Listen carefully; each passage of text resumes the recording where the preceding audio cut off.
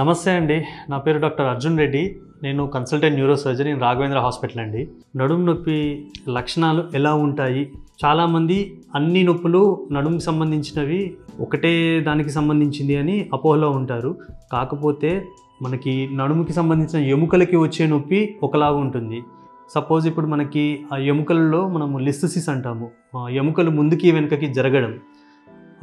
ఇలాంటి కండిషన్లో నొప్పి మనం ముందుకి బెండ్ అయినప్పుడు కానీ, లేదా ముందుకు వంగి ఏమన్నా బరువులు ఎత్తడం కానీ, లేదా మనం ఎక్కువసేపు కూర్చున్నప్పుడు కానీ నొప్పులు వస్తూ ఉంటాయి. దీనికి మనము డిస్క్ పెయిన్ అని అనుకోవడం చాలామంది అపోహపడుతూ ఉంటారు. కండరాల నొప్పి, ఈ మనకి పారాస్పైనల్ మజిల్స్ అని ఉంటాయి. ఈ ఏదైతే మన వెన్నుపూస ఉంటుందో దాని ఇటుపక్కల కండరాలు ఉంటాయి. ఈ కండరాల నొప్పులు కూడా మనం ఏమనుకుంటామనంటే దీన్ని కూడా అపోహ కింద సయాటికా పెయిన్ అలా అనుకుంటాం. కానీ ప్రతి నొప్పి కూడా మనకి నర్వ్స్ కంప్రెస్ అయ్యి లేదా డిస్క్ ప్రొలాప్స్ అయ్యి వచ్చే పెయిన్ కాదు. 90 to 95% మనం మందులతో క్యూర్ చేసుకునేవే ఉంటాయి నడుము నొప్పులన్నీ. ఓన్లీ ఒక 5% కేసెస్ వరకు మాత్రమే సర్జరీకి వెళ్ళేవి ఉంటాయి. నడుము నొప్పికి డాక్టర్ని ఎప్పుడు కలవాలి అని చాలామందికి అదొక అపోహ ఉంటుంది. సాధారణంగా ఏ నడుము నొప్పి అయినా ఎవరైనా జనరల్గా ఇంట్లో 1-2 రోజులు నొప్పికి సంబంధించిన ట్యాబ్లెట్స్ వేసుకుంటారు. దాంతో కూడా తగ్గలేదు అని అంటే ఇంకా చాలామంది ఏంటి అని అంటే ఏదో ఒక ట్యాబ్లెట్ వేసుకుంటూ పొడిగిస్తూ ఉంటారు.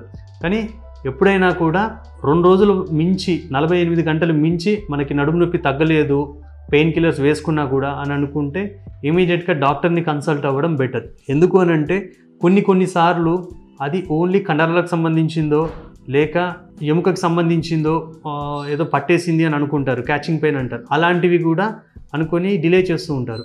వీటి వల్ల ఏంటి అని అంటే మనకి ఏమన్నా సివియర్ ప్రాబ్లం, డిస్క్ ప్రాబ్లం కానీ లేదా లిస్థసిస్ అంటాము, ఇట్లాంటివి ఎర్లీ స్టేజెస్లో ఏమన్నా ఉంటే ప్రివెంట్ చేయడం ఇబ్బంది అవుతుంది. లేట్గా హాస్పిటల్కి అటెండ్ అయితే ఇనీషియల్గా ఎక్స్రేలో మనకి తెలిసిపోతుంది. దాంట్లో మనకి ఏం తెలియట్లేదంటే ఆ తర్వాతే ఎంఆర్ఐ చేయించుకోవడం ఇది ఉంటుంది. అండ్ ప్రతిసారి ఒక అపోహ ఉంటుంది, డాక్టర్ దగ్గరికి వెళ్ళిన వెంటనే సర్జరీ ఏమైనా చెప్తారేమో లేకపోతే వేరే ఏమైనా ఇంజెక్షన్ ఏమైనా చెప్తారేమో అనే భయంతో చాలామంది హాస్పిటల్కి రాకుండా ఇంటి దగ్గరే ట్రీట్మెంట్ తీసుకుంటుంటారు. దానివల్లే డిలే అయ్యి సివియరిటీ అనేది పెరుగుతుంది.